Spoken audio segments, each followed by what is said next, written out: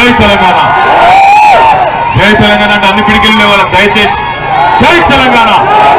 Car గుర్తుకే, car గుర్తుకే. సరే, నేను వచ్చిన పని అయిపోయింది, పోవాలా మరిగా. గౌరవనీయులు పెద్దలు, ఈరోజు మీ అందరి ముందు కల్వకుర్తిలో తమ్ముళ్ళు 10 మంది వచ్చి పిచ్చి చేయొద్దు, మీరు బాగుండదు. గౌరవనీయులైన పెద్దలు, కల్వకుర్తి మాజీ శాసనసభ్యులు అన్న జయపాల్ యాదవ్ అన్న గారికి, గౌరవనీయులు పెద్దలు అన్న గోలి శ్రీనివాస్ రెడ్డి గారికి, గౌరవనీయులు సోదరుడు ఉప్పల వెంకటేష్ గారికి, గౌరవనీయులు సోదరులు మా మున్సిపల్ చైర్పర్సన్ ఎడుమ సత్యం గారికి, గౌరవనీయులు సోదరి విజితారెడ్డి గారికి, ఈ నియోజకవర్గానికి ఇన్ఛార్జ్ గా విచ్చేసిన సోదరులు చాడా కిషన్ రెడ్డి గారికి, మరి ఈరోజు మీ అందరి ముందు ఉన్న మన పెళ్లి కొడుకు మన ప్రవీణ్ అన్న, కాబోయే నాగర్ కర్నూలు పార్లమెంట్ సభ్యులు డాక్టర్ ఆర్ఎస్ ప్రవీణ్ కుమార్ గారికి. ఇంతేనా మీ కల్వకుర్తి దమ్మంత? ఇంతేనా? గట్టిగా సౌండ్ పెంచాలి. ప్రవీణ్ అన్న గెలుస్తుండా? పక్కానా? ఇటుకెళ్ళి సౌండ్ వస్తలేదు, మీరు మా వాళ్ళు కాదా? పక్కానా? నేను చూస్తలేను అనుకున్నారా ఏందా బిల్డింగ్ మీద ఉన్న వాళ్ళను? రుద్రాంశ్ మెడికల్ జనరల్ స్టోర్ మా వాళ్ళేనా మీరు? పక్కానా? మీ అందరికీ ఒకటే విజ్ఞప్తి, 5 నెలల కిందట, సరిగ్గా 5 నెలల కిందట కల్వకుర్తికి అమన్గల్కి ఆ రోజు జయపాల్ యాదవ్ మీటింగ్ పెడితే వచ్చినాడు ఇట్లే లొల్లిపెట్టిరు మీరు. అయిపోయింది, గెలిచిపోయింది జయపాల్ అన్న అనుకున్నా, కానీ ఏదో మోసం జరిగింది. ఏం జరిగిందో ఎరకలేదు, కానీ నాకు తెలిసి ఏం జరిగిందంటే కాంగ్రెస్ పార్టీ అరిచేతిలో వైకుంఠం చూపెడితే మన వాళ్ళు మోసపోయింది. 2 లక్షల రుణమాఫీ అంటే కొంతమంది మోసపోయినరు, బస్సు ఫ్రీ, బంగారం ఫ్రీ అంటే ఆడబిడ్డలు మోసపోయినరు, నెలకు 2500 ఇస్తా, ఎంబడే రుణమాఫీ చేస్తా, నేను నల్లమల బిడ్డను, మీ ఓన్ని పాలమూరు బిడ్డను అని డైలాగులు కొడితే మొత్తానికి మోసం జరిగింది. పెద్ద మనుషులకు కేసీఆర్ 2000 ఇస్తుండు, నేను 4000 ఇస్తా, కేసీఆర్ ఇంట్లో ఒకరికి ఇస్తుండు, నేను 2కి ఇస్తా అన్నాడు.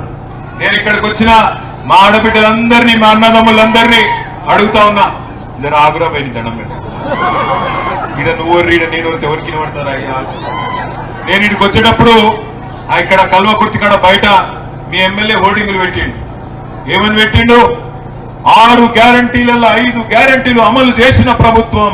అయిపోయినాయట 5 గ్యారంటీలు, అయిపోయినాయి 5 గ్యారంటీలు. వచ్చిందా 2 లక్షల రుణమాఫీ?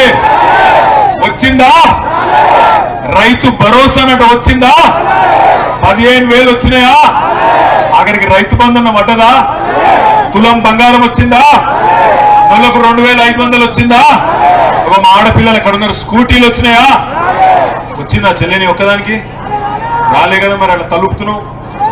స్కూటీలు లేవు, కానీ కాంగ్రెస్ వాళ్ళ లూటీ మాత్రం చాలు అయింది. బరాబర్ కాంగ్రెస్ వాళ్ళు మళ్ళా యథావిధిగా అరిచేతుల వైకుంఠం చూపెట్టి, మోచేతికి బెల్లం పెట్టి ఓట్లు వేయించుకున్న తర్వాత ఓడ మీద ఉన్నప్పుడు ఓడమల్లన్న, ఒడ్డుకెక్కినాక కోడమల్లన్న. రేవంత్ రెడ్డి కూడా మళ్ళా కదే కథ మొదలుపెట్టి సిగ్గు లేకుండా మాట్లాడుతున్నాడు రేవంత్ రెడ్డి గారు. ఏమంటున్నాడు? 5 గ్యారంటీలు అమలు చేసిన బొంకుడే కాకుండా కొత్త మంత్రం మొదలు పెట్టిండు. నేను లంకె బిందెలు ఉంటాయనుకొని వచ్చినా, ఇక్కడ ఖాళీ కుండలున్నాయి అని మాట్లాడుతున్నాడు రేవంత్ రెడ్డి. నాకు తెలియక అడుగుతా, ఖాళీ కుండలు, లంకె బిందెలు, గడ్డపారలు పట్టుకొని, తటపారలు పట్టుకొని, నెత్తి మీద తువాల చుట్టుకొని అర్ధరాత్రి ఎవరు తిరుగుతారు లంకె బిందెల కోసం? పాడుపడ్డ కోటలలో, పాడుపడ్డ గడీలలో, పాడుపడ్డ దేవాలయాల్లో ఎవరు తిరుగుతారు? మరి ఇదివరకు ఏం చేస్తుంటే కొండారెడ్డి పేర్లు నాకే తెలియదు, మీకే తెలియాలి. కల్వకుర్తోళ్ళు మీరే క్లోజ్, మాకు కాదు, మీకే ఆయన సంగతి. అదే అంటున్నా. ఇంకో మాట, ఎన్ని రోత మాటలు ఈ 5 నెలల్లో ఎన్ని రోత మాటలు మాట్లాడుతున్నాడో చూడండి మీరు. ఒక్కొక్క మాట ఆయన మాట్లాడుతుంటే నిజంగా ఆశ్చర్యం అనిపిస్తున్నది. ఇట్లాంటి వ్యక్తి ఇవాళ మన ముఖ్యమంత్రి అని.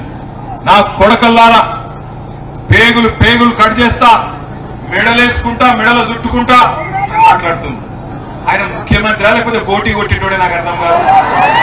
ఎవడన్నా ముఖ్యమంత్రి మెడలో పేగులు వేసుకుంటాడో నాకు తెలియక అడుగుతా. ఇంత అన్యాయమా? జేబుల కత్తెర పెట్టుకొని తిరుగుతున్నా అంటాడు. మొన్న ఇక్కడనే పక్కకు షాద్నగర్ లా మరి ఒక ఫుల్ బస్ అంతా బిజీ అయిపోయిందట, నిండిపోయిందట.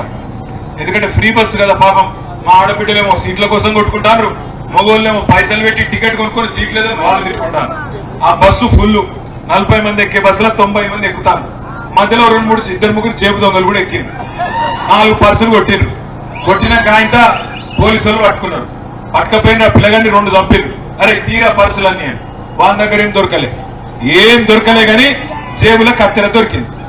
దొరికితే వాడిని అడిగిరాడ, అరే నువ్వు జేబు దొంగ కాకపోతే కత్తెర ఎందుకు పెట్టుకున్నావు రా అన్నారట. వాడు ఏమన్నాడు తెలుసా, అవు సార్ రేవంత్ రెడ్డి పెట్టుకుంటే అడుగుతలేవు, నేను పెట్టుకుంటే అడుగుతావా సార్? రేవంత్ రెడ్డిని అడుగుపో. ఏమైందంటే పరిస్థితి ఎవరు గిసోటోడు మన ముఖ్యమంత్రి అయిన మన కర్మ. ఇక్కడిగో చదువుకున్న ఐపీఎస్ ఆఫీసర్, ఒక విజ్ఞానవంతుడు, అధికారిగానే అద్భుతాలు సృష్టించిన నాయకుడు ఆర్ఎస్ ప్రవీణ్ కుమార్ గారు. 1000 గురుకుల పాఠశాలలు కేసీఆర్ గారు పెడితే వాటిని సమర్థవంతంగా నడిపిన మొనగాడు ఆర్ఎస్ ప్రవీణ్ కుమార్ గారు. ఇలా ఇట్లాంటి అభ్యర్థి మీకు మల్లమల్ల దొరకడు. మల్లమల్ల చెప్తా ఉన్నా, ఇట్లాంటి అభ్యర్థి నాగర్ కర్నూలు పార్లమెంట్ సభ్యుడిగా రేపు ఢిల్లీలో లోక్సభలో కాలు పెడితే మన గౌరవం పెరుగుతుంది, మన కల్వకుర్తి గౌరవం పెరుగుతుంది, మన నాగర్ కర్నూలు గౌరవం పెరుగుతుంది. రాజకీయ నాయకులు చాలా మంది దొరుకుతారు, పైసలున్న వాళ్ళు దొరుకుతారు. అంబులెన్స్ ఓనియండి తమ్మి, జరగండి జరగండి జరగండి జరగండి. అంబులెన్స్ ఓనియండి, జరగండి జరగండి జరగండి జరగండి జరగండి జరిగిపోతుంది. రాజకీయ నాయకులు బొచ్చడి మంది దొరుకుతారు, పైసలు ఉన్నోళ్ళు, రకరకాలుగా వచ్చిన వాళ్ళు మస్తు ఉంటారు.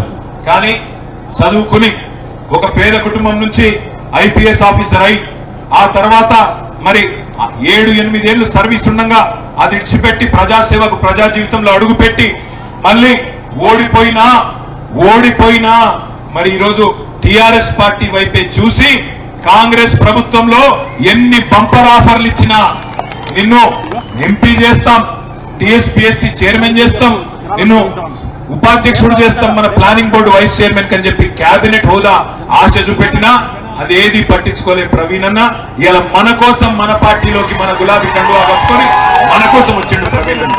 నేను మిమ్మల్ని మనస్ఫూర్తిగా ఒకటే ప్రార్థిస్తున్నా, ఏమైనా గతంలో కల్వకుర్తిలో మా వల్ల తెలుసో తెలియకనో ఏమన్నా చిన్న చిన్న పొరపాట్లు జరిగినా, తప్పులు జరిగినా అది మనసులోకి వెళ్ళి తీసేయండి. ఇవాళ మీకు ఒక అద్భుతమైన అభ్యర్థి నాగర్ కర్నూలు పార్లమెంటుకు మీకోసం వచ్చిండు. కలిసొచ్చే కాలానికి నడిసొచ్చే కొడుకు వచ్చిందన్నట్టు ఇలా బ్రహ్మాండమైన అభ్యర్థి నాగర్ కర్నూలుకి వచ్చింది. దయచేసి ఆయనను గెలిపించండి. ఇవాళ పొరపాటున కాంగ్రెస్ పార్టీకి ఓటేస్తే ఏం జరుగుతుంది రేపు? రేవంత్ రెడ్డి ఒకటే అంటాడు, నేను 2 లక్షల రుణమాఫీ చేయలేదు అయినా నాకే ఓటేసింది, నేను 2500 రూపాయలు ఇయ్యలేదు అయినా నాకే ఓటేసిండ్రు, నేను 4000 రూపాయల పెన్షన్ ఇస్తాని పెద్ద మనుషులకు చెప్పినా జనవరి నెల పెన్షన్ కూడా ఎగ్గొట్టినా అయినా నాకే ఓటేసిండ్రు, నేను ఆడపిల్లలకు స్కూటీలు ఇస్తానా ఇయ్యలేదు అయినా నాకే ఓటేసిండ్రు. మరి ఇవన్నీ ఎందుకు ఇయ్యాలి? నేను ఇయ్యవలసిన అవసరం లేనే లేదు, ప్రజలు నేను ఇయ్యకపోయినా నాకే గుద్దుతున్నారు అనే మాట మాట్లాడుతున్నాడు. ఇలా కల్వకుర్తిలో మా రైతన్నలు చెప్పాలా, కరెంటు కష్టాలు చాలు అయినాయా? మళ్ళా మోటార్లు కాలుడు చాలు అయిందా? మంచినీళ్ళ గోస అవుతుందా? మార్పు బాగుందా? మార్పు కావాలని గుర్తిరు కదా కల్వకుర్తిలా. మరి మంచిగుందా? మార్పు బాగున్నదా? బాగలేదా? నేను ఒక ప్రశ్న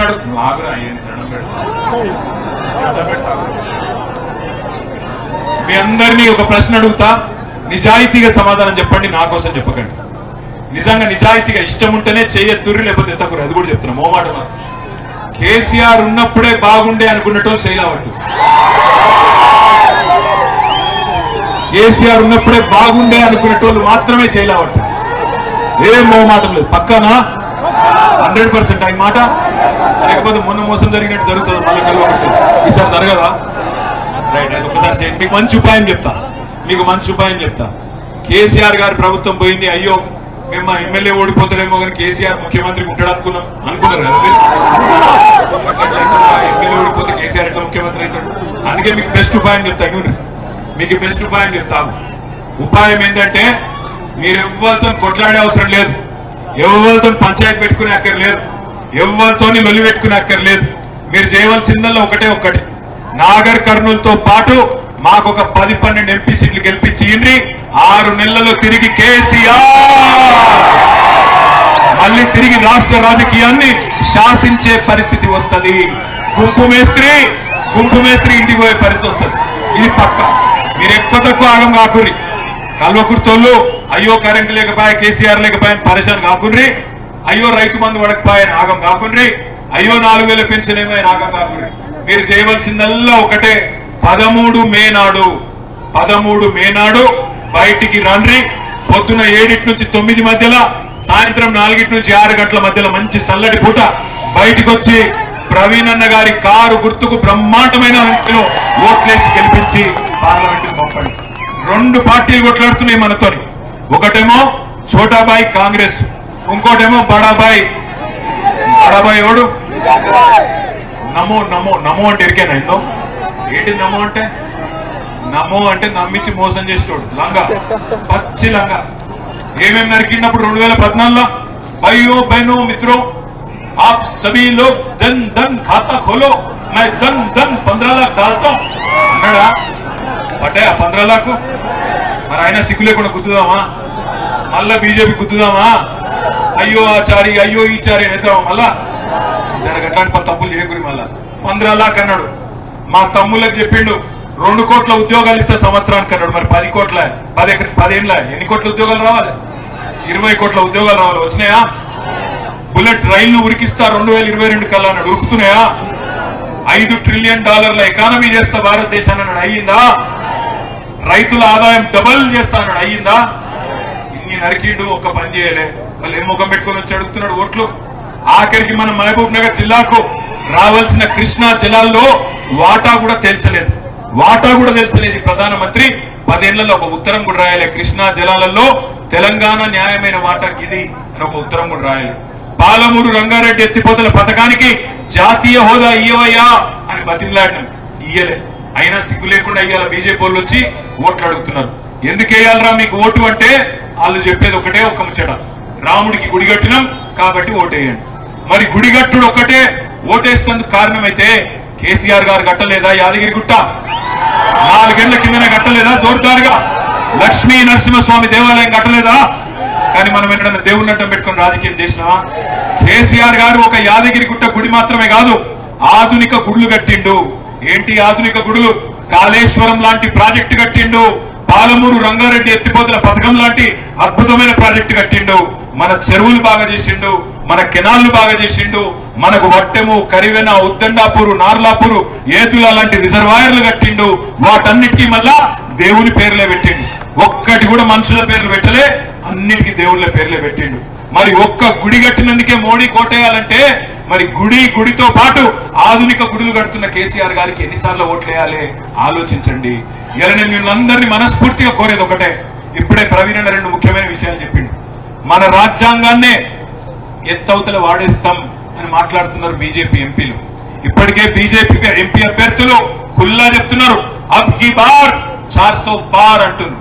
400 పార్ అయ్యేది ఏందో ఎరికేనా మీకు? సీట్లు కాదు, 400 పార్ అయ్యేది పెట్రోల్ డీజిల్ రేట్లు. మోడీ వచ్చినాడు డీజిల్ 60 రూపాయలు, ఇవాళ 105. పెట్రోల్ 74, ఇవాళ 110. మళ్ళొక్కసారి పొరపాటున బీజేపీ కొట్టేస్తే పెట్రోల్ డీజిల్ 400 అవుతుంది, సిలిండర్ 5000 రూపాయలు అవుతుంది. అటెనక మీ ఇష్టం. ఎందుకంటే మోడీ ఒకటే అనుకుంటాడు, 400 సిలిండర్ ను 1200 చేసినా నాకే గుద్దుతురు పిచ్చోళ్ళు, 60 రూపాయల డీజిల్ 105 చేసినా నాకే గుద్దుతురు. మరి అక్కడప్పుడు నేనెందుకు పెంచొద్దని పెంచుకుంటూ పోతూనే ఉంటాడు. ఇంకొక మాట కూడా నేను మనస్ఫూర్తిగా మిమ్మల్ని ఆలోచించమని కోరుతా ఉన్నా. దయచేసి కల్వకుర్తి అన్నలు, తమ్ముళ్ళు, అక్కలు, చెల్లెళ్ళు, ఇది ఒక్కటి మనసుకు ఎక్కించుకొని, ఇవాళ అన్ని పిరమైనాయి కదా వస్తువులు. పప్పు, ఉప్పు, నూనె, చింతపండు అన్ని పిరమైనాయా? పిరం ఎందుకైనా ఎప్పుడైనా ఆలోచన చేసిరా? ఎందుకైనా అంటే మన భారతదేశంలో పెట్రోల్ డీజిల్ దొరకదు. బయటికి వెళ్ళి తెచ్చుకుంటాం మనం, వేరే దేశాలకు వెళ్ళి, గల్ఫ్ దేశాలకు వెళ్ళి, దక్షిణ అమెరికాకి వెళ్ళి ఏం తెచ్చుకుంటాం? పెట్రోల్ డీజిల్ అట్లే దొరకదు. ముడి చమురు తెచ్చుకుంటాం. ముడి చమురు అంటే crude oil. Crude oil barrel లెక్కన అమ్ముతారు, డ్రమ్ముల లెక్కన. ఒక డ్రమ్ము ధర మోడీ వచ్చినాడు 2014లో క్రూడ్ ఆయిల్ ధర $100.